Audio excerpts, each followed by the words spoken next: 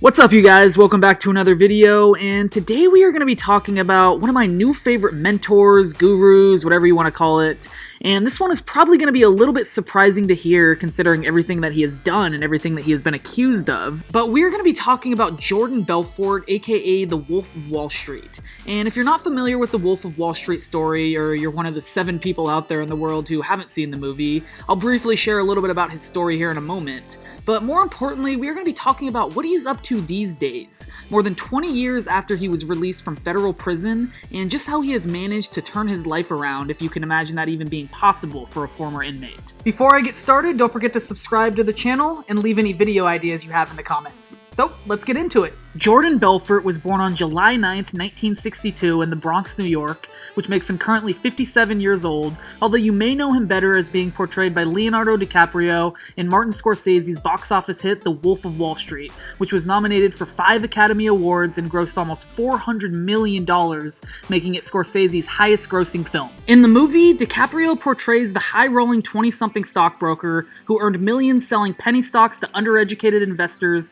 and is ultimately prosecuted for criminal charges. If you haven't seen the movie, please go watch it. It's so hilarious and such a great story. But anyways, when I was researching Jordan's history for this video, I learned a few other interesting things that ultimately led him to becoming a stockbroker and founding the infamous Stratton Oakmont. He was born in the Bronx and raised in Queens, New York, and his original plan was actually to go to dental school, which is pretty funny if you think about Jordan Belfort in dental school. Either the real Jordan Belfort or DiCaprio, who portrays him in the film, either one of those guys going to dental school just doesn't seem quite right. But he ultimately decided against going down that path and actually started a venture selling meat and seafood door to door in Long Island. And if anyone has ever gone door-to-door selling, you know just how tough and brutal of a job this is. I actually spent a summer selling pest control door-to-door, and it was the hardest thing I ever did. But I will say that my sales skills became razor sharp and my communication skills were transformed after that summer, so I have a feeling he learned some valuable lessons and fully discovered his potential as a salesman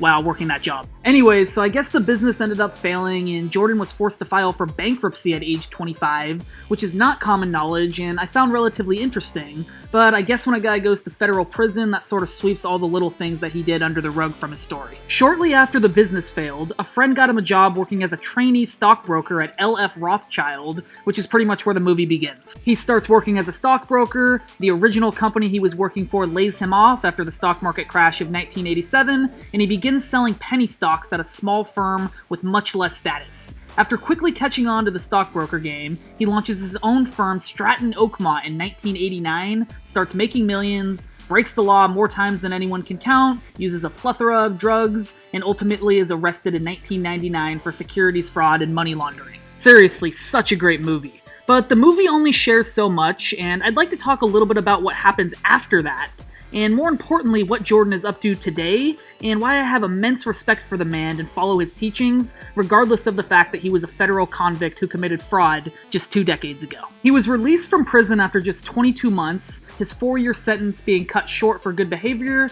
and in the following years he wrote the memoir that would later become the movie, and published it in 2007.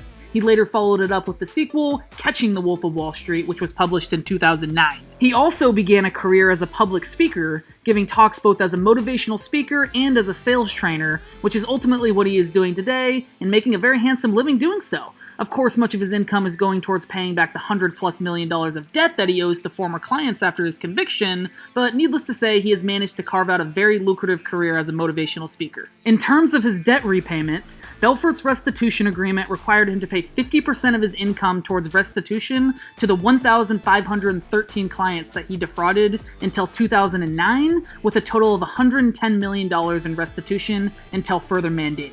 I don't know the actual number that he has paid back as of this point, but from my research, it looks like the 50% of his income deal did expire back in 2009, and he is now paying $10,000 per month for life towards restitution, in addition to putting all of the profits earned from speaking gigs towards the pot as well. Who knows if he is actually doing that, but this is what the internet says is the current situation. So why do I have a ton of respect for Jordan and think that the current career path and business that he is working in is the absolute perfect venture and path for him?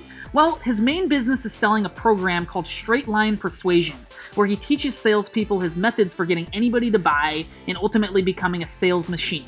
We all know he is a phenomenal salesperson and managed to convince thousands of people to invest with him over the years, even when many of those investments weren't necessarily the most appealing. This is the type of guy that could literally sell ice to Eskimos. So nobody doubts his ability to sell. What people doubted were his character, and as soon as he published his book and exclaimed to the world his mistakes, owning up to all the bad things he did in his past, he proved that he is a changed man. And what better way to serve the world than to help other salespeople use the same techniques that earned him millions, sell their own products and services and become great salespeople, but hopefully selling more legitimate products and services, of course. The point is that what he is selling is very hard to be looked at as a scam.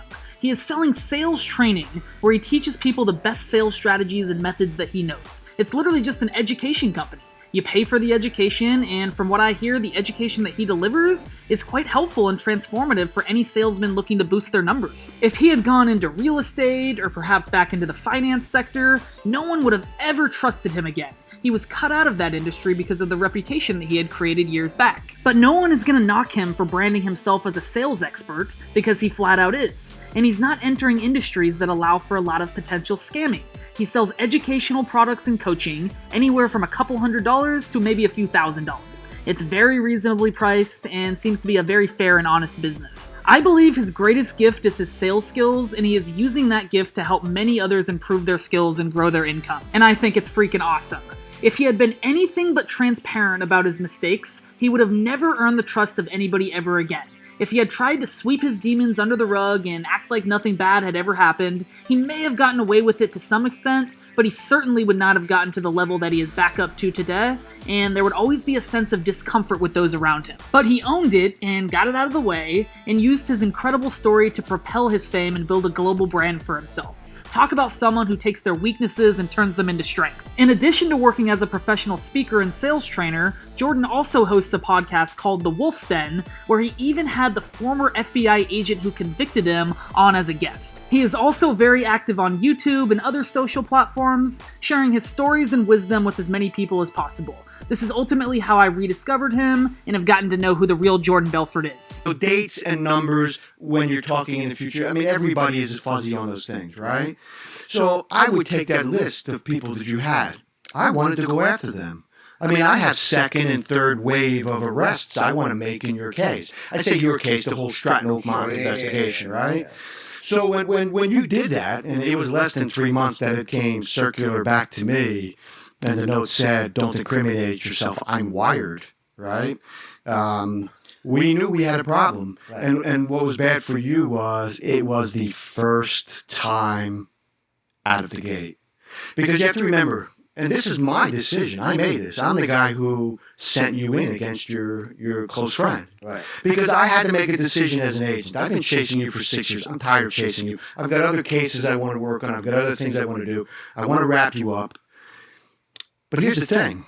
You've never worked for the government before as a cooperating witness, right? You've never worn a recording device like we're going to put on you, or a transmitter.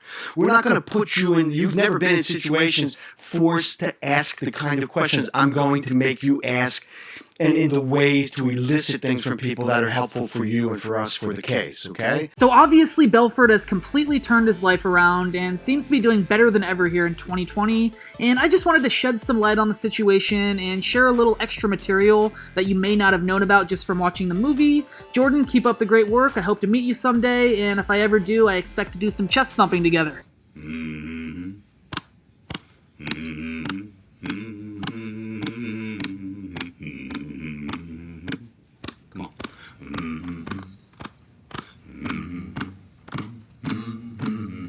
With a common denominator.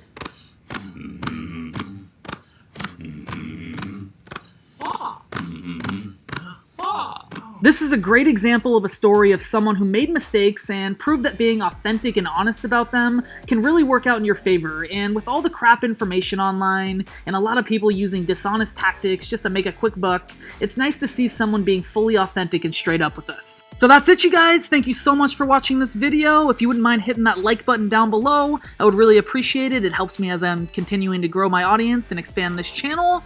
And of course, hit that subscribe button down below if you want to join the community. And let me know know in the comments if you guys want to see more of these stories about, famous people, interesting people, shedding light on certain situations that might not be common knowledge. Go ahead and let me know down in the comments. And of course, any questions, let me know in the comments as well. Have a great day, and I'll see you next time.